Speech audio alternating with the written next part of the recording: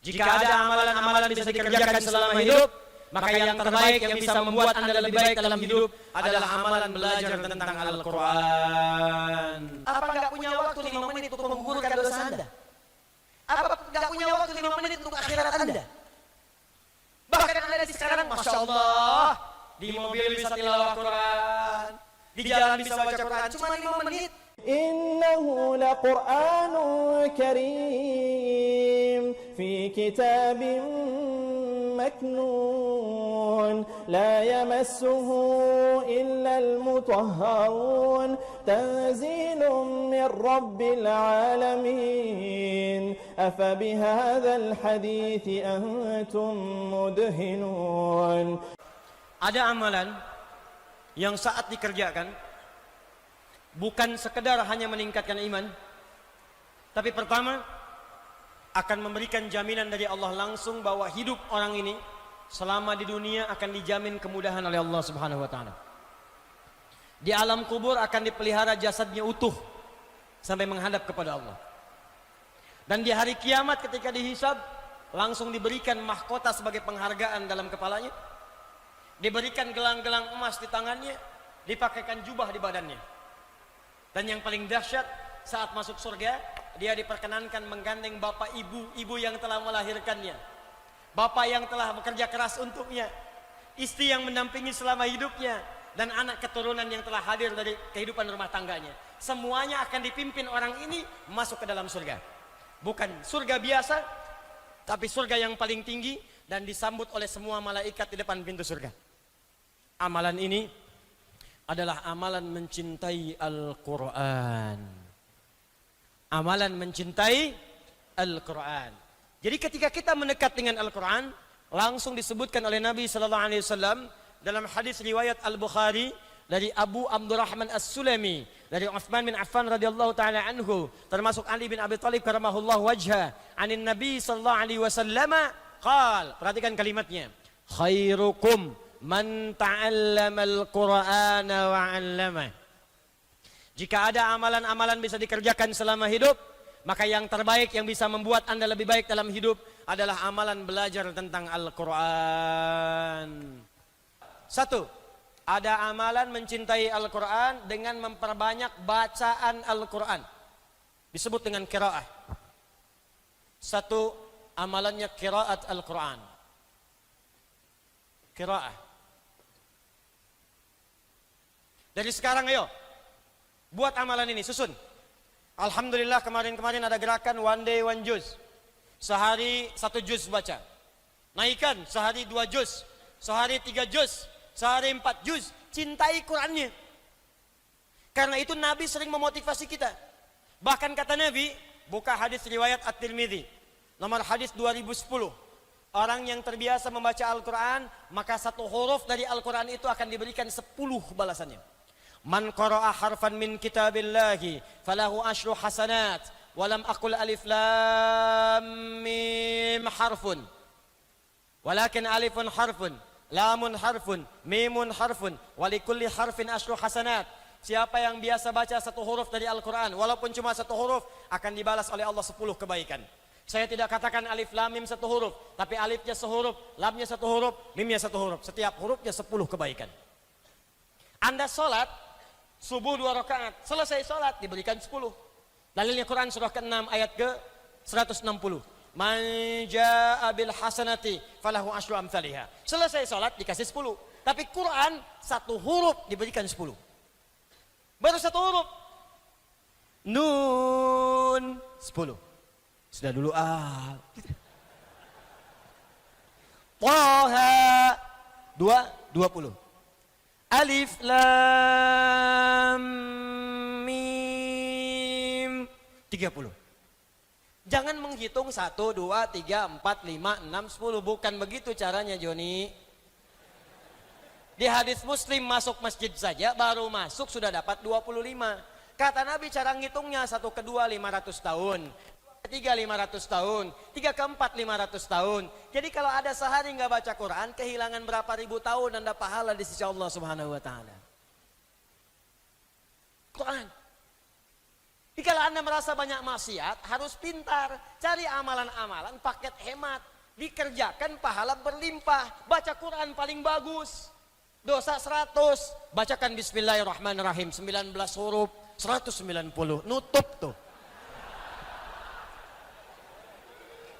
Tapi kalau 100 baru dosa masa, telinga belum, lisan belum, tangan belum, kaki belum. Maka cari surat-surat yang kita baca dari awal sampai akhirnya. Kalau ingin 30 juz, bikin caranya. Saya mudahkan dengan izin Allah Subhanahu wa taala. Perhatikan. Kalau langsung dibaca 1 juz rasanya lama. 1 juz bagi 5 waktu salat. Subuh, zuhur, asar, maghrib, isya. Bagi 5. Al-Fatihah nggak usah dihitung. Contoh juz pertama. Al-Baqarah 1 sampai 141. 141 bagi 5 berapa? Cepat. 28. 28. Subuh 28 ayat. Zuhur 28. Asar 28. Maghrib isya 28. Ustadz banyak lama saya harus berangkat kantor. Pendekin lagi. Bagi 2. Sebelum subuh 14. Setelah subuh 14. Sebelum zuhur 14. Setelah subuh. Setelah zuhur 14. Terus 14, 14, 14, 14, 14, 14. 14 ayat itu berapa menit sih? Paling lama 5 menit. Apa nggak punya waktu 5 menit untuk menggugurkan dosa Anda? Apa nggak punya waktu 5 menit untuk akhirat Anda?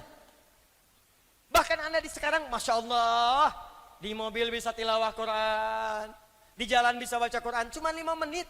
Jika Anda bisa investasi 5 menit dengan sesuai rumus ini, sehari selesai 1 juz, 30 hari sebulan selesai 30 juz. Ustadz belum sampai, cari wirid-wirid kata Al-Imam An-Nawawi. Dari Al-Quran, cintai beberapa surat tertentu, dawamkan untuk dibaca. Nabi menyampaikan dalam hadis sahih di Al-Bukhari, orang yang senang baca Al-Baqarah dan Ali Imran, maka keduanya akan menjadi awan yang melindungi di hari kiamat. Ka'annahuma ghamamat.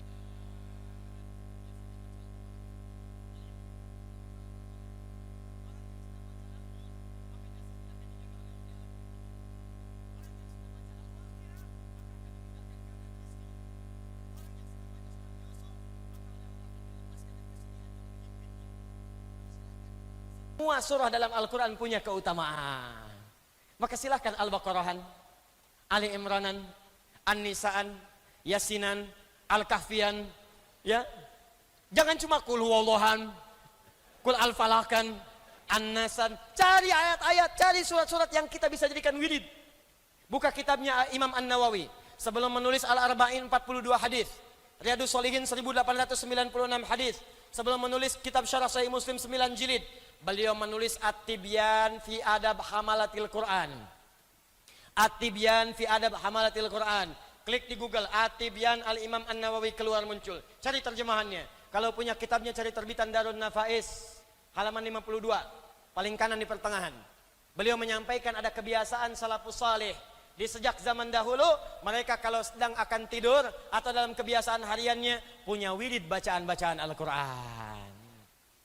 Nabi mencontohkan wirid sebelum tidur. Baca Al-Ikhlas, Al-Falaq, An-Nas, ayat kursi. Bacakan ayat kursi supaya mencegah setan mengganggu dalam tidur kita. Tapi setannya kuat Ustaz, tidak cukup dilempar dengan ayatnya, lempar dengan kursinya sekalian. Biasakan baca.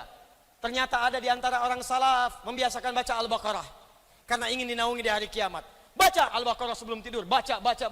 Allahu Akbar. Saking dekatnya dengan Al-Quran maka dia dijaga oleh Qurannya. Ternyata sekali waktu dia tertidur, belum sempat baca Al-Baqarah saking lelahnya. Tiba-tiba dia bangun pertengahan malam. Bangun. Temannya kaget terkena bagian tangannya. Dia bangun juga. Dia bertanya, "Madza bika? Kenapa kamu?" Kata orang ini, "Wallahi ra'aitu fil manam laqad natahat dil Baqarah." Saya tadi ketiduran. Dalam tidur saya mimpi diseruduk Al-Baqarah. Di saking seringnya baca Al-Baqarah, ayat itu, surat itu menjadi dekat dengan dia. Kamu belum baca saya. Bahkan sebelum datang hari kiamat untuk menaungi dia dari sengatan matahari yang sangat terik, di alam dunia pun dijaga dengan surat yang biasa dia baca. Jadi biasakan. Pasang target. Ustadz saya belum lancar. Berita baik dari Nabi At-Tirmidzi, nomor hadis 2020. Perhatikan kalimatnya. Walladzi yatata'ta wa huwa syaqqun 'alaih falahu ajran. Orang yang baru belajar baca Quran, terbata-bata bacanya, orang baca alif lam mim, dia baca alif lam mim, falahu ajran, dia mendapatkan pahala 2 kali orang yang lancar. Oh kalau gitu saya terbata-bata aja Ustaz ya. Maksudnya 1 pahala ikhtiarnya, yang kedua pahala bacanya. Sedangkan orang yang lancar dapat pahala plus ma'asyafratil kiramil bararah, akan diiringi hidupnya oleh malaikat yang menjaga dia. Jadi kalau Anda lancar baca Quran, punya program baca Quran, Quran itu selain menjaga iman Anda akan dijaga malaikat, disebut oleh Nabi namanya syafaratil kiramil bararah. Kiram artinya mulia. Jadi orang yang dekat dengan Al-Quran akan dijaga kemuliaan hidupnya. Dijaga dari perbuatan maksiat. Jadi kalau Anda terbiasa tilawah Quran, rajin baca Quran, nanti akan ada malaikat di sekitaran kita akan menjaga supaya Anda tidak berbuat maksiat. Sebab kalau Quran masuk ke dalam tubuh kita, yang kotor keluar. Malaikat menjaga. Cuman karena malaikat sifatnya gaib tidak tampak. Kalau tampak Anda susah. Begitu mau jalan, sayap terbentang. Psst, kamu siapa? Malaikat maut. Nggak jadi baca Quran. Malaikat. Yang kedua, mencintai Quran dengan tilawah. 1 qiraah, 2 tilawah. Kalau qiraah sekedar baca, tidak menuntut pemahaman. Kalau tilawah dari asal kata tala yatslu tilawatan, punya 3 arti. Al-qiraatu wal fahmu wal amalu bima fuhima. Baca, pahami, amalkan. Itulah tilawah. Makanya ketika ada orang baca Quran, cuma baca disebut qori dari qiraah. Tapi seringkali orang tua kita suka mendampingi dengan yang menerjemahkan. Supaya maknanya dipahami. Saat dia menerjemahkan, dia disebut apa namanya? Ada orang baca, ada orang menerjemahkan. Yang menerjemahkan disebut apa? Tuh, tilawahnya muncul. Sari tilawah. Sebetulnya cuma tilawah saja, nggak pakai sari. Cuman mungkin di Indonesia yang pertama kali tilawah namanya busari. Makanya disebut sari tilawah. Ya. Tilawah saja, tilawah. Tapi tidak salah kalau ingin disebut sari tilawah. Tilawah itu intinya menggali makna-makna Al-Quran untuk diamalkan dalam kehidupan. Nah sekarang silakan, gak usah sulit-sulit. Yang kita butuhkan apa yang Anda kerjakan itu apa? Contoh, maaf ya maaf, Anda sudah jadi ayah berapa tahun? Ibu di bawah sudah jadi ibu berapa tahun? Kenapa Anda tidak mengeluarkan ayat-ayat tentang ayah dan ibu? Pelajari, praktekkan, amalkan. Maka disitulah muncul samara, sakinah, mawadah, rahmah. Kapan samara itu muncul? Kalau Anda dekat dengan Allah. Karena itu keluarkan bimbingan dari Allah dalam Al-Quran. Dibawa ke rumah tangga. Anda pekerjaannya apa? Bisnis Ustadz, keluarkan ayat-ayat tijarah dalam Al-Quran. Bimbingan bisnis dalam Al-Quran. Anda kerja di mana?